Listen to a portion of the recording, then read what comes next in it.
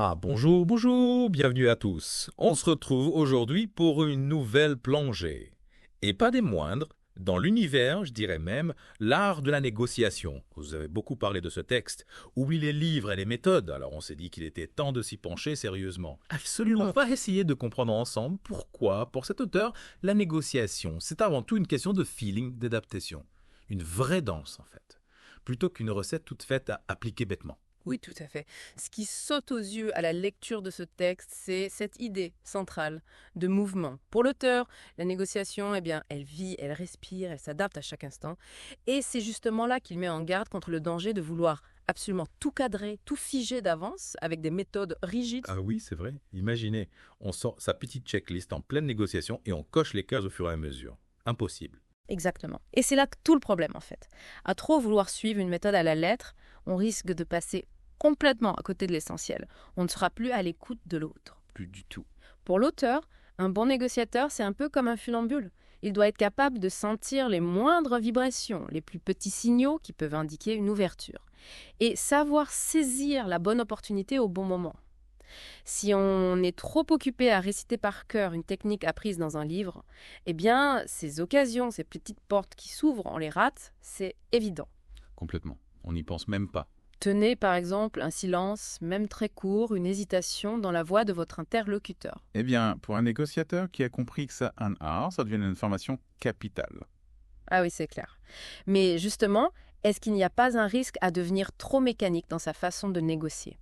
À trop se fier à des techniques, même si elles ont fait leurs preuves, on a l'impression que l'auteur nous dit que ça nous déconnecte de l'humain. Absolument. Et c'est ça qui est important finalement. Retrouver le contact, la connexion humaine. Et c'est là que votre ressource est très intéressante. Il nous rappelle que dans la vraie vie, les négociations, eh bien, elles ressemblent rarement aux beaux schémas qu'on trouve dans les manuels. Oui, ça c'est sûr. On peut tomber sur des négociateurs qui n'ont aucune méthode, qui improvisent. Ah bah oui, forcément. Et c'est là que votre rigidité, votre attachement à une technique peut se retourner contre vous. Tout à fait. Et c'est là qu'il faut savoir rebondir, s'adapter, non. Ne pas se laisser déstabiliser par l'imprévu. Oui, c'est exactement ça. Revenir à l'essentiel, au moment présent, à l'échange, à la personne qu'on a en face de nous et ajuster notre approche en temps réel. C'est un peu comme un musicien de jazz qui improvise en fonction de ce que les autres musiciens jouent. Ah oui, c'est une très bonne image. Mhm. C'est cette capacité à s'adapter, cette intelligence de l'instant, qui va faire la différence entre quelqu'un qui applique une recette et quelqu'un qui, vraiment, maîtrise l'art de la négociation. Exactement. La négociation, c'est une compétence vivante. Elle est en constante évolution. Contrairement à une formule figée une fois pour toutes. Et ce qui est intéressant aussi, c'est que l'auteur reste très humble. Il précise bien que ce qu'il nous livre là, eh bien, c'est son point de vue basé sur sa propre expérience. Ce n'est pas une vérité absolue, c'est une piste de réflexion, une manière d'aborder la négociation qui peut être très enrichissante. Absolument.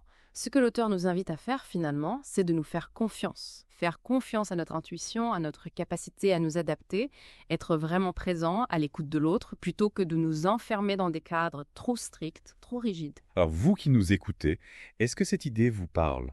Quand vous négociez, est-ce que vous sentez que les méthodes, les techniques toutes faites vous ont vraiment aidé? Ou est-ce qu'au contraire, parfois, elles vous ont empêché de trouver un accord plus humain, plus authentique? C'est une bonne question. On vous laisse y réfléchir. Merci de nous avoir suivis dans cette nouvelle plongée et à très bientôt pour de nouvelles découvertes. À bientôt. Au revoir. Au revoir.